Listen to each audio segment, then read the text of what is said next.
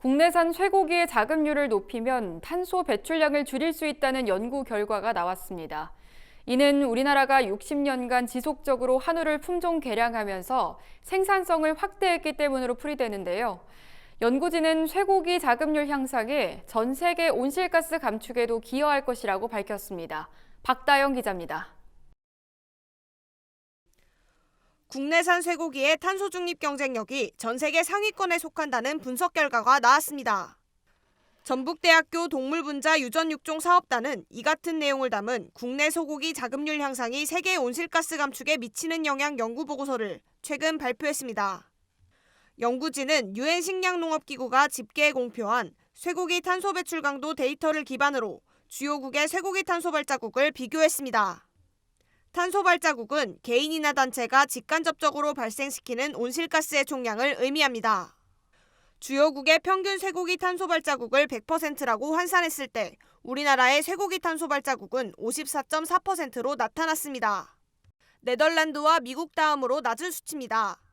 우리나라 다음으로 탄소 발자국이 낮은 프랑스보다도 20% 이상 낮습니다. 그만큼 국내산 쇠고기 생산 과정의 온실가스 배출량이 적은 겁니다.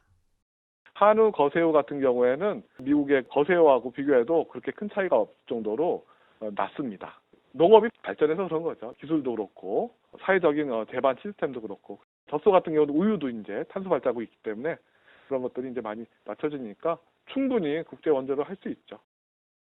연구진은 국내산 쇠고기의 탄소 중립 경쟁력이 높은 이유로 지속적인 한우 품종 개량을 통한 도체중 증가를 꼽았습니다.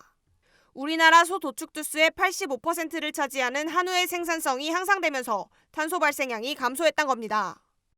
연구진에 따르면 2017년 한우의 도체중은 1961년 대비 164% 증가했고 같은 기간 탄소 발자국은 83% 감소했습니다. 연구진은 탄소 중립 경쟁력이 높은 국내산 쇠고기의 자급률을 높이면 전 세계 온실가스 감축에도 기여할 것으로 전망했습니다. 보고서에 따르면 국내산 쇠고기의 자급률을 10% 높일 때마다 34만 5천 톤의 온실가스가 감축되는 것으로 분석됐습니다.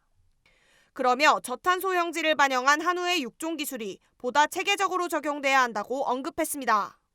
한편 축산물품질평가원이 쇠고기 수급 동향을 조사한 결과 지난해 우리나라의 쇠고기 자급률은 36.8%에 그치는 것으로 나타났습니다.